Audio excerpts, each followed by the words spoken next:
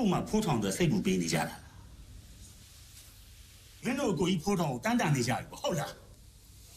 မင်းတို့မောင်နှမနှစ်ယောက်တော့မေတ္တာတရားထောင်ပါပြီးကျေးဇူးတရားမသိတတ်တဲ့လူမျိုးငါ့ဘဝမှာတစ်ခါမှမတွေ့ဘူးဖိုးထောင်ကမင်းတို့နှစ်ယောက်တော့သူ့ဘဝကိုညှောက်နှံထားခဲ့တာပါမင်းတို့ကြောင့်သူတိတ်ချရတဲ့ဝိုင်းစိန်ကိုရှင်ကွာခံပြီးစွန့်လွတ်ခဲ့တာမင်းတို့နှစ်ယောက်အသိဆုံးမင်းတို့တွေငယ်စဉ်တောင်ကြီးကလေးဘဝတွေကမင်းတို့ဒီအရွယ်ထိရောက်အောင်ဖိုးထောင်ကဒုက္ခမျိုးစုံကိုခါသိခံပြီးမင်းတို့ကိုပြုစုပြုထောင်ပေးခဲ့တာအခုလိုရောမိဘတို့ပါကျွင်ဝင်ပြုစုစောက်ရှောက်လာခဲ့တာတောင်ဖိုးထောင်နေမကောင်းဖြစ်တဲ့ချိန်မှာမင်းတို့တွေဘာများပြုစုခဲ့ပြီလဲမင်းတို့တွေရင်တစ်ခွက်တောင်ထပ်တိုက်ခဲ့ဘူးသလားမင်းတို့မရှက်ကြဘူးလားကွာဟင်လူလောကအလျံမှာမင်းတို့မောင်နှမနှစ်ယောက်ကိုလင်းလက်တောက်ပါတဲ့ကြဲကလေးတွေဖြစ်အောင်ဖိုးထောင်ကသူ့ဘဝသူ့နှလုံးသားကိုစတဲ့ပြီးကောင်းကင်တစ်ခုကိုဖန်ဆင်းပေးခဲ့တာပါတကယ်တမ်းကျတော့ကျဲဆိုတာကောင်းကင်ကိုအမိပြုပြီးမှဖြစ်တည်လာတာပါကောင်းကင်ကမရှိဘူးဆိုရင်အဲ့ကျဲရဖြစ်တည်မှုဆိုတာလည်းရှိတာမှမဟုတ်ဘူးတဘာဝတရားကြီးရဲ့လက်တွေ့ဘဝမှာကျဲလေးတွေကသူတို့မှရှိတဲ့အလဲအောင်နဲ့ကောင်းကင်ကိုပြန်ပြီးကျေးဇူးပြုကြတယ်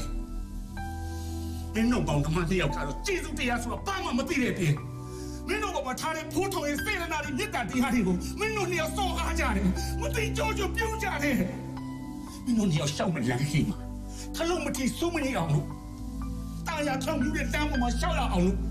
ဖိုးထောင်ကသူ့ဘဝနဲ့ရင်းပြီးမြေစာလိုလိုက်ခင်းပြီးမင်းတို့ကိုတက်နေပြီးရှောက်ခိုင်းရတာ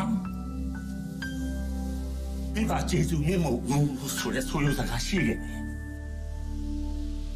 အကုန်ကြီးအဖနေရာကနေပြီးမင်းတို့ကိုဒီရွက်ထိရောက်ပြုစုပြုထောင်ပေးခဲ့တာမင်းတို့ကထားတဲ့ဖိုးထောင်ရဲ့စေတနာမြတ်တာတရားတွေကမြင့်မို့လောက်မမြင့်နေမှာမြင့်မို့တဲ့မနေဘူးဆိုတာမင်းတို့မြဲမြဲမှတ်ထားကြတမန်လောက်လာရနေပါပြီလေတမန်အခုလေကိုရရှိကိုရတောင်းမှမလာခဲ့ကြပါတမီးတို့ကိုရနဲ့ပြေးမလို့လေတော့ဟုတ်ပါတယ်ဦးလေးတို့ရင်ကျွန်တော်တို့မိုက်တော့လေကျွန်တော်ကိုရတောင်းမှကြည့်လို့ကျွန်တော်တို့ကိုရနဲ့တွေ့ရသေးတော့ဦးလေးတို့ဟေးနောက်ကြမှာရတဲ့နောင်တတရားဆိုတာဘာတမိုးမှမရှိဘူးကွာမင်းတို့တယောက်ဒီတိုင်းစစ်ဆက်သွားမယ်ဆိုရင်တနေ့မင်းတို့ဒုက္ခကြီးကြီးမှမတွေ့လိမ့်မယ်အဲ့ဒါမင်းတို့မြေတမ်းပတ်ထား